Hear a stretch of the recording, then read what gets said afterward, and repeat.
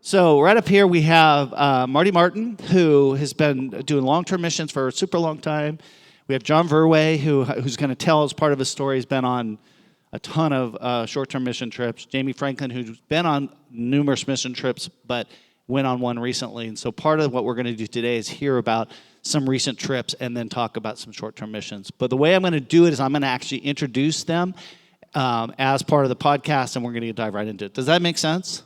Okay, great. Yeah, so let me just get the slide going.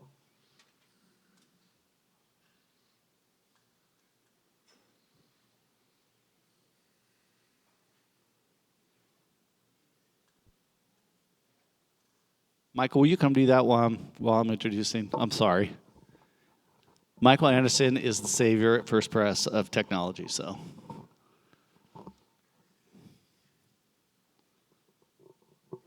So I'm just going to go and get going here. So we want to welcome you to our FPC Conversations podcast. My name is Dan Kimball, and I have the honor and privilege of hosting a number of our podcasts from time to time. And today is very special because we are doing a live podcast. We are here live at the First Presbyterian Church FPC Men's Breakfast. So this is the first of its kind, first we've ever done this kind of live format, and today I'm super excited because we are going to be talking about some short-term missions, some people within our FPC family who have recently gone out and been serving out in the world, and so I'm super excited to introduce to you our panel today. So again, we have Marty Martin, we have John Verway, and we have Jamie Franklin, and we're super excited to hear a little bit more of your story. So just kind of as a way to introduce yourselves, why don't you just really quickly go through, starting with Marty on down, and just tell us who you are, kind of how long you've been a part of First Press, and a little bit of your story, kind of your career and that kind of stuff. Okay, so I'm a pediatrician, born and raised in Fresno, third generation, I think, been coming to First Press since the mid-'80s. Grew up in a small white church on the corner, Quaker church, believe it or not, but it's a Quaker church that was very evangelical. Growing up in a church, one of those people that not really give you a date when I became a Christian, but kind of more aware going to camp. Camp is a great place to reawaken your faith, and especially in high school, being connected with Campus Life Youth for Christ is when a lot of early growth occurred. So again, I'm a pediatrician, been in practice in Fresno till I retired just before COVID, which I didn't time that on purpose, but it worked out pretty well. Thank you. John? I'm John Verway. Was born in San Diego. My parents immigrated from Holland to the United States. Later on, they moved up into the west side of the San Joaquin Valley, into the San Joaquin Tranquility area, where I went to high school and elementary school. Started going to First Press because I met my wife here 35 years ago, and have been here ever since. I currently work for a local feed company, Penningham and Grand Company. Been there for 37 years. So that's kind of what I do now. And if you do work in Kerman at all, and you hang out on the west side, and you meet a guy named John Verway, and he looks nothing like John Verway, don't be shocked. Because there is another John Verway, and he happens to be my cousin. So if there's a John Verway that owes you money, it's not me. So I did learn this because I did meet the other John Verway, and I was very confused. The other one? There's two. That's right, there are two. You're right. Yeah. So, anyways. Other ones. Great. Yeah. Jamie Franklin grew up in Southern California. First 8 years, my dad decided to move us to Fresno when I was in elementary school. So grew up here, Del Mar Elementary, Fort Miller Junior High, Bullard High School, and then Fresno State. After the time at Fresno State, I ended up a little bit of time in banking with Guarantee Savings. You can still see the G building down here. and then the past 30 plus years in healthcare with Valley Children's and Community Hospital, and recently retired from my role at Community and on a new adventure now, including initiatives like this. This room, this fellowship hall, will always be a special place. I just like when I was in college, I was invited to come to a dinner here. And when I came to this dinner and walked in this room, I was not a believer. And there was something different. And that was in the people and how I was greeted, and had not experienced anything like this before, and ended up coming to faith while I was in college, and have been here at First Pres since then. That's awesome. Great. So to kind of set the stage, we're going to be talking about some specific short-term missions, but we're also going to be talking about short-term missions in general. Again, Marty, long history. Well, several of these guys, long history. So to kind of set the stage for you all that made the effort to be here today, and thank you for being here. John Verwey, this last spring, recently went to the Philippines. He'll tell you more about that. Marty and Joni Martin and Jamie were in the Dominican Republic March 25th through April 2nd.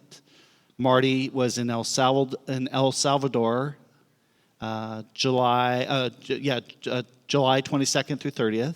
Marty and Joni were also in Istanbul. Did I say that right? Close enough. I didn't do well in high school geography. In May, and then John and Marty have been on 6 or 7 trips together to Cambodia. So that's pretty exciting. So what I want to do to start off with is how many years have each of you been a part of a short-term missions team, and how many trips have you been on? So just kind of start with that. My wife tried to help me count them up, and we couldn't quite do it. First one I went to was right after medical school. I remember the people coming to our church, and that was the era where the missionaries came with white shirts and black ties, and we're kind of out of touch with our local culture. But I had a 6-month break before I started my residency, and thought, okay, good time to do something and get it out of the way. So I spent a couple months at a small mission hospital in rural Kenya, and that kicked everything off. After my residency, I spent 6 months with World Vision in a refugee camp in Thailand, not knowing that there were ultimately 30,000 refugees from that part of the world that landed in Fresno. So that gave me an in with the relationship with a lot of refugees here. In fact, some of the people I met in the camp had relatives here in town, and subsequently just been to Vietnam, Dominican Republic, El Salvador, Turkey, easier to say than Istanbul. Yeah, thank you. And that's one reason I retired when I did, hoping to do more short-term mission trips. But then COVID hit, and half a dozen were canceled, but things are up and going again. So would you say upwards to 40? Probably close to 25, Okay, great. I would guess, and a third of them with John to Cambodia. Okay, John? My short-term mission trip kind of experience started here at First Pres, more with the youth, with the high school group and junior high group here at First Pres. We did several trips up and down the state, which is a good way to kind of get your feet wet with it, because you can't do no wrong with the youth here at First Pres, and it's a good way to learn it and kind of get a connection. So kind of a plug for that. Just enjoyed it. Then I started going or have an interest in doing more adult type of short-term mission trips. So had lunch with Marty one day, and next thing you know, I was hooked. So 6 years later, 6 trips into Cambodia, COVID came along and just shut it all down, which was sad, a time of a lot of prayer, because it left a huge void. Now, all of a sudden, things are starting to open up again. Applied to go to Istanbul, but they were full. They didn't really need any more logistical people. So moved on, applied to the first trip to the Philippines, and was accepted, and the rest is pretty much history. 9. Oh, he counted them. I don't think that's accurate, but that's... First time on missions was with Dan, with high school kids going to Mexicali over spring break, and I didn't really know Dan, but I got to know Dan better when I threw up all over his shoes in a park. It's a true story. It was the food. It wasn't the drinking the night before. It was something didn't settle well. But we got to know each other over that, and I understand that Dan's actually kept those shoes just for the memory. Yes, they're in a case. Yeah. Subsequent to time with high school students, 5 summers in Western Europe with college students, connecting with church leaders in Western Europe, and some time in Albania, where our church has a relationship with a church there in Albania, and this would be the first medical mission trip. Working in healthcare for 30 plus years here, I have had a specific interest in developing world medicine. Previously worked on an immunization project for the country of Haiti with World Vision a number of years ago. This is the first hands-on trip this past spring. Cool. Thinking about that first trip, going back, and you saying yes, can you remember back to that yes? Was it hard to say yes, and what were some of the circumstances leading up to that yes, that first yes, and then maybe what has changed since for you, for each of you? Well, the first trip was feeling like an obligation, like I should do this sometime. Plus, I had 6 months to fill. And I was fresh out of medical school, meaning I didn't know a whole lot yet. And I was put in situations that were really needed to be someone more experienced. So it was kind of stretching, and I still once in a while think of this baby that now I knew what I could have done probably to save, but the baby died. But it was also one of relationships. Culturally, in that part of Kenya, as you walk with male friends, you hook little pinky fingers. I don't know if that's other places in Africa or not. And I knew that relationships were coming along when this older gentleman hooked his pinky finger with mine and walking along. You're also thrown into things where I was invited to go visit someone's church, which was really in a mud hut. But I was warned before I went, they're going to ask you to preach. But when something is translated, 5 minutes can stretch into 10, so that makes it a lot easier for us non-preachers. But that opened my eyes, saying, "Hey, I want to do more of this," which I did. And never hesitated since? No. Good. No. But sometimes at the end of a hot, sweaty afternoon, I'm wondering, why am I sitting here in the hot doing this? I could be in a nice air-conditioned room back home. I just recall having lunch with Marty and talking about going, and just went home and prayed a lot. Just decided, I'm going to pray, and God, if you want me to go, just open up the doors and provide the funding, and make it all happen. And then I'd come to church, and people would go, "Oh, you're going to go to Cambodia?" And I go, "Yeah, I'm thinking about it." And, "Aren't you worried about it? Aren't you worried about getting sick and everything?" I go, "I'm kind of worried about the doctors on the trip because they're traveling with a feed salesman. I'm traveling with a bunch of doctors." So I said, "No, I'm not really too worried about, getting sick or anything, because, there was one of 5 or 6 doctors I can go to and get taken care of." So, but I guess the hardest thing that I had on really just deciding to go was, okay, I'm going to go on this trip. What am I going to do? I'm not a doctor. I really have no medical experience at all.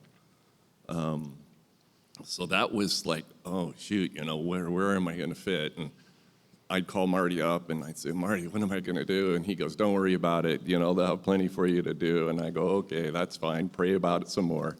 And wound up going on my first trip to Cambodia, and I've never worked so hard in my life.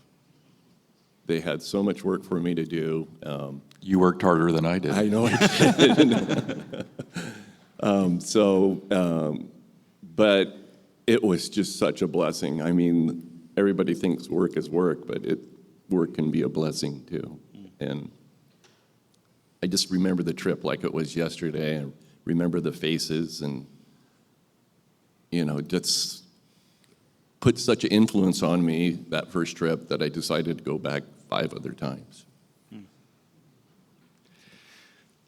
For those of you who heard the podcast, Linda Osborne, who is a longtime First Press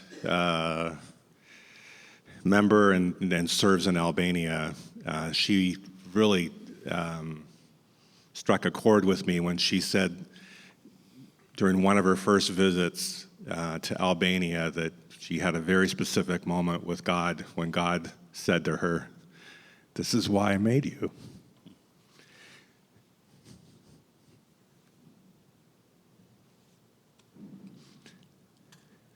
This is recorded, so we can edit out my pauses.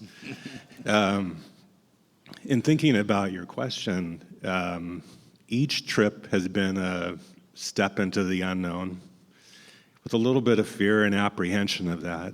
But I didn't really sense when I was spilling on your shoes that that's what God made me to do.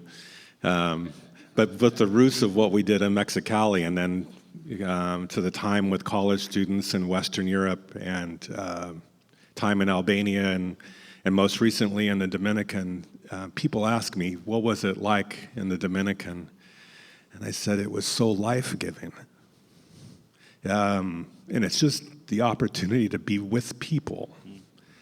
And be, and as John mentioned, as non-physicians, we show up to be used however, and just to see the opportunities that God provides and the relationships, it's what it's all about. And so that's the driver, is just having that sense that this is where, this is what we're made to do, in sharing God's love. That's great, you guys. Thinking about the most recent trip, and Marty gets to pick whichever he wants because he was on several in this last 6 months. Thinking about this most recent trip, walk us through, those of us who are here and listening on the podcast, walk us through the trip. Help us get a sense of some of the things you saw. Start with where you went, a little sense of things you saw, and share 1 or 2 highlights or challenges for us of the most recent trip you were on. Well, probably not the most recent, but before that, I think would be Istanbul, Turkey, because it was unique. Most of the trips are in rural areas. This one was in the urban sprawl of Istanbul. Cambodia, it's Buddhist, so it's not so open to Christianity, but the Latin America trips, a lot of Catholicism, so it is. But here, we're working with people that were mainly from Syria, Muslim background, partnering with a small Christian church that obviously is struggling in a country that's not open to Christianity. One of the most unique things, every place we go, the translators are different. It's been medical students and dental students. It's been Bible school students. It's been high school students. This trip was very unique. They were Palestinian Christians from Israel, some of them from Nazareth. So if you can wrap your head around translators who are living in a place where they're on the outs. They're Christians in a Muslim subculture. They're Christians in a broader Jewish culture, which, is not monolithic. So it's really unique to meet some of these people. And that's one of the things of all the trips, I think, is meeting Christians in another culture and realizing we have a very narrow view of what makes up the broader worldwide Christian church in the kingdom of God. Good. John? My most recent trip is the one I took to the Philippines, and it's actually the first trip that I've taken without my roommate here. So it was a little bit different, but I kind of went back to my old ways of, okay, now what am I going to do? Because the whole program has kind of changed up. You go with a new leader. It's a little bit different than the 6 that I was on before. But, I just go back to prayer. I just prayed, okay, God, use me how you want me to be used. And it wound up being an amazing trip. The Philippines is just an amazing place to go to. It's tropical, it's beautiful, people are just amazing. Large majority of the people are believers, but they're believers more in the Catholic type of faith. But they're becoming kind of disillusioned with the Catholic faith because they see the church, but they don't see what it's doing for them. So groups like ours that go in and kind of just serve and don't ask anything in return are making a huge impact on the population. I don't know if I'm supposed to get into what I did there or... Yeah, okay. feel free. If you want to do a couple things you did and then maybe a couple highlights, it'd be great. This was the first trip I went on where I was involved with what they call water filters. So I was able to travel away from the cities up into the mountains on some pretty, I say neat roads. My wife would say scary roads. What did you call them? Scary. I found neat roads. Oh, I okay, love neat them. roads, Yeah. okay. Neat roads. Neat roads. But one of them, the truck or the bus that we were on couldn't get to it. We had to walk like a 20-minute walk because there was a suspension bridge that was only a motorcycle wide to get across. So, but it was so neat to basically see the people in their own element, going to the different villages and training them on how to use these water filters. And it was just amazing. It was just an amazing trip. So the other thing that I have is when I travel, a lot of times I try to incorporate different things. I mean, I'm going to the Philippines now. Who do I know in the Philippines that I can go see for the day, or what can I do? And going to the Philippines, I made a connection with an orphanage that's over there, and arranged a tour to where I could go and see it and see the children and see the different things that they were doing. And that had a huge impact on me. These young children that are being trafficked in the Philippines have some form of protection and, some form of hope, which is actually the name of the place, Hope Mountain. It was just an amazing trip. Any particular challenges on the Philippines trip this time that you... Well, the Philippines trip, I think I was dealing with pre-COVID stuff, or infection. So kind of drained me a little bit, but I knew I needed to press forward and do what I needed to do. And, when I got home, that gave me time to recuperate. Thanks. Jamie? Most recent trip for me was connecting with a church in Santiago, Dominican Republic, the Oasis Church that is there in that community, and they are connected with a high school on their campus. So we partnered with volunteers from the Oasis Church and about 20 high schoolers who were our translators. And they had built their own connection with a rural church about an hour outside of Santiago. So we would go out each day and set up a medical dental clinic with a pharmacy.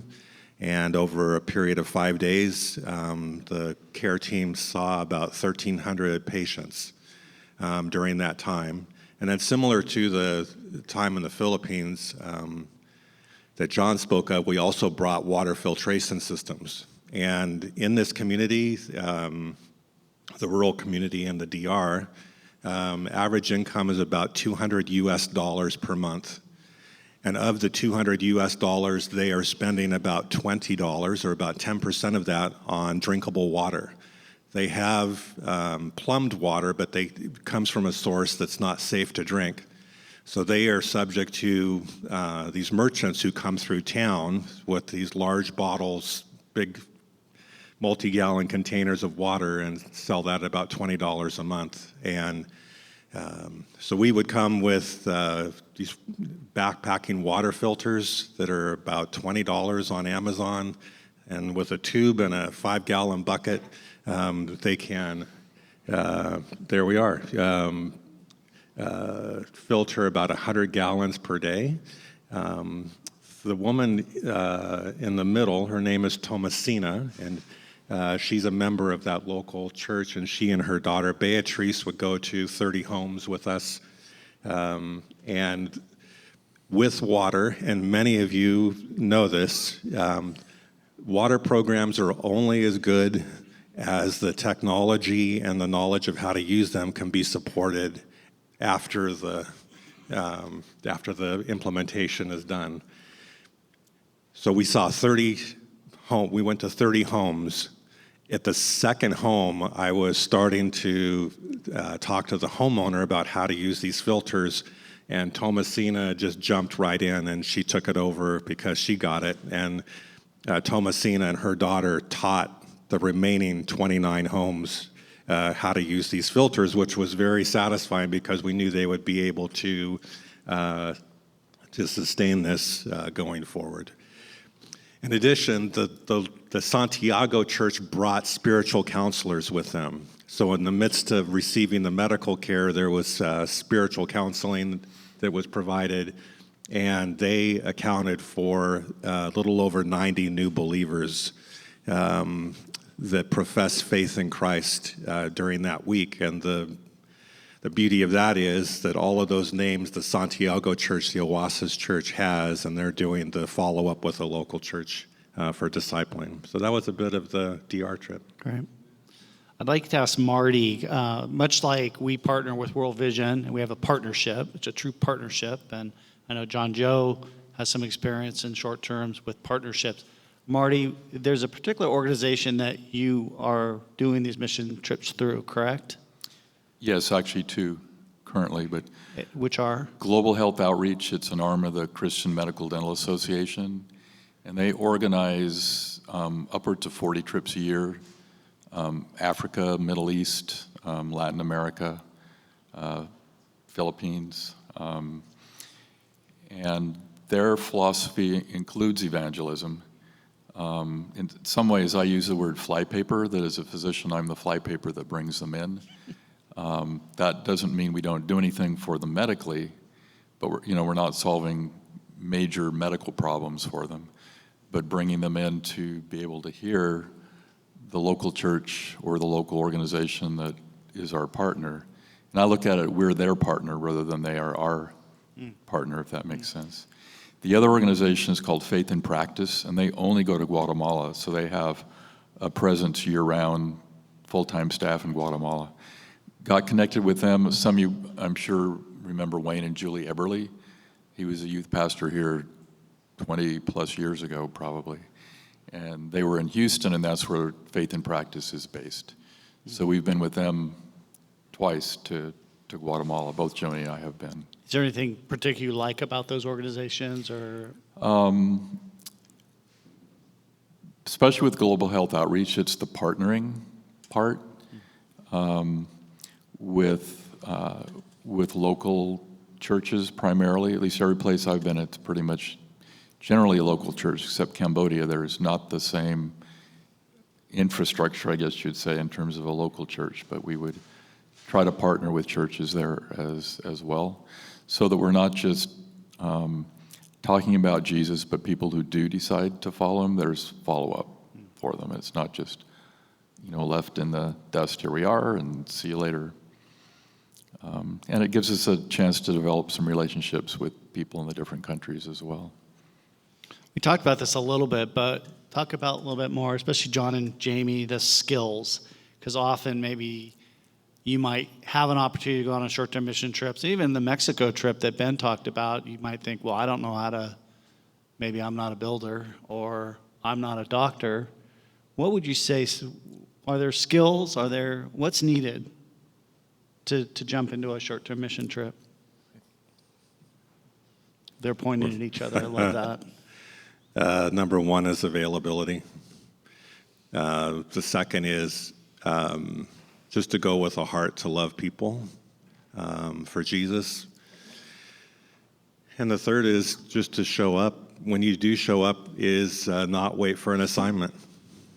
Just to have an attitude of, I'm just going to watch what's happening in this community and just start plugging in and helping. For me, it was, I really didn't know what I was going to do, like especially early trips. And what happened was I signed up, and the leader of the group basically already had an idea of what I was going to be doing. So it was just basically following his lead. And what had eventually happened was I was pretty much in charge of all the logistical side of everything. So dealing with local vendors for water and different supplies and stuff like that. Sounds like a huge chore, but it's a great opportunity to get to know somebody. I mean, if you're doing business with them, I mean, you can talk to them at a different level than you can if you're just passing them on the street. The logistical side of how to work the clinics in Cambodia is extremely tough. I mean, you could have chairs lined up perfectly at the beginning of the day, and as the sun moves around, the chairs kind of follow the shade. They just move. You know, so you're looking, we had them all set up really nice and pretty, so the clinic looked really good and everything, and then the sun comes up, and the chairs just kind of grow legs, and they kind of move over here, and then they move over here. And trying to keep track of people in a situation like that is almost impossible. And the other thing, too, is if you have an empty chair, if I was an empty chair right up here in front in Cambodia, it would not be empty, it would be full. Because they know that they're the first one to get to see the doctor. So what we had to do is we had to go and actually remove the chairs and put that one chair in the back so they would follow the right sequence to come in. So it was kind of a learning curve, but it was just a great opportunity to really, really connect with the people of Cambodia. The Philippines was a little bit different because I did do the water filter and was not really involved too much with the actual clinic days. So our clinic pretty much stayed in only one location, and people came to us. I was the only person in the group that really traveled outside of the clinic and delivered water filters to the different barangay that they call their counties all over that province of the Philippine island of Leyte. So, Since the term is short-term missions, given that it is a short term, it's a short period of time that you're going to these places, what would you guys say is the primary purpose or focus of these trips? And I want to follow that up with, how do you measure success or impact? Or is that even an equation when you do something short-term like that? Versus going somewhere, living there, getting to, we have numerous couples in our church that we support that literally go live for years at a time, yeah. Yeah, well, how do you measure success? Yeah. Our team leader, his first trip to Cambodia a year before I came was really a difficult time, and GHO wanted to know, well, how many people became Christians? And he said, God only knows. And he was being serious. And that's often true, even though there are numbers, the last trip I was on, they figure about 39 people decided to follow Jesus. But I think the important thing, some places it's just seeds planted, like Istanbul and the Muslim, with the Muslim culture. For me, part of success is relationships that continue. So I have former translators of all these different types I was telling you about that I've kept in touch with, and I'm praying for every week. I mean, I think there's a verse that's flowing through the photos that I send that photo and send it with a prayer, and some of them are praying for me. Some of them are sending to translators who are not Christians. Some of them have become Christians through our outreaches. But it's, for me, that success is the continuing relationships. The ones I don't know about, the continuing relationships that people now have with Jesus. And then more personally for me, continuing with them as now. One of the translators that I worked with in El Salvador, they were high school students, goofy, just like here, but really got the job done. He told me a dad joke, and I told him this is a dad joke, and he thought I said, bad joke. And then we decided, well, it's the same. Anyway, so now we're exchanging bad jokes through WhatsApp a couple a week. Do you remember a joke that you could? The first one? Yeah. I don't. I've been asked that 3 or 4 times, and I don't. I can tell you the most recent one if you Okay. want. What did the shark say when he ate a clownfish? This kind of tastes funny. Jeremy, Jeremy gave it a little pump, so that's our level, by the way. If you're a dad joke teller, the level of success is Jeremy. So,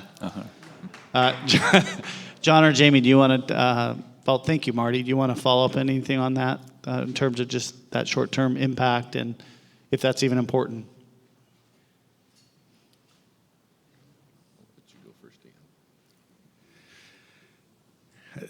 The main thing is encouragement. You're with brothers and sisters in another country, and Thomasina, who you saw a photo of, who worked with us on the water program, on the last day I went up to Thomasina, I said, you have no idea how much encouragement you've given to us to see your love for your community and your love for Christ. And she just said, you've done the same for us. I wasn't quite sure how that worked, but even in a short term, you can encourage brothers and sisters around the world, and you will get more encouragement even than they, just from living life with them. Anything, John? You know, I think I was trying to think of what to say about how do you rate the success of these trips. I agree with Marty. A lot of it is the friendships and the connections that you make, and you know, I don't try to think of me trying to make a major impact on that. I leave that up to God to do that. I'm just there to facilitate some of it and try to maybe pry a rock loose here or there. But as far as the major work, I leave it up to God to do it.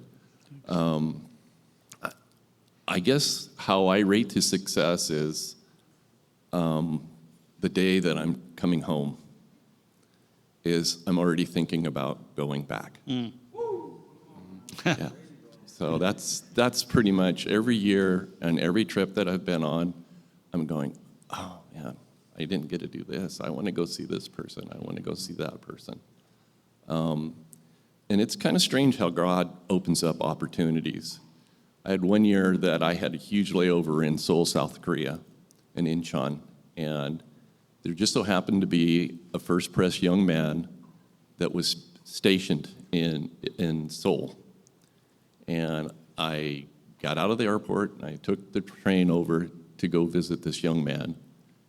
And the plan didn't work out as I wanted it to. I mean, I got to Seoul, went into town, and there was some kind of uprising with North Korea, so they were basically confined to base, and the whole thing was basically shot down. But it wasn't that I didn't try and God opened the door, it's just that it didn't happen. So, but I got to see a lot of other parts of Korea, so it was an amazing trip. One other thing about just the relationships that continue, I've been back a couple times to Cambodia just to visit people, and just by myself, and every time I've gone, multiple people say, "Where's John?" "Why are you here by yourself? Where's John?" That's awesome. They don't ask me That's that. awesome. That's awesome. I'd like to, we kind of need to kind of bring things to a close for time, but I think for our final question, then we do want to just give one or two questions for anybody. So think of a question, is why would you say it's important for our church to send teams out at any level? And so it's kind of twofold. Put the questions together if you want, but why should we send people out? And why should lay people of the church? I mean, because, you know, Marty, you're retired, you have this medical experience. Why is it important for guys like John and Jamie, and John Joe just got back from a trip. You'll hear more about that soon. But yeah, why is it important that we be a church that's intentional about sending people out? That'll be our final question. Well, the world is there waiting. You know, if we don't go and someone else doesn't go, who will? The other is really just what it does, looking sort of selfishly what it does for us in terms of relationships, broadening our perspective of understanding who the church is, what the church is. It's not just, white Americans. It's the whole world. And there are parts of the world that the church is growing faster than it is here. I think God wants us to be a lot bigger than we think we are. He wants us to grow, and I think this is a great opportunity for us to go to places where we can grow. It's not necessarily doing anything or changing anything, but just personally growing and equipping us to do different things that we probably never would do. What they said. Want to thank you guys.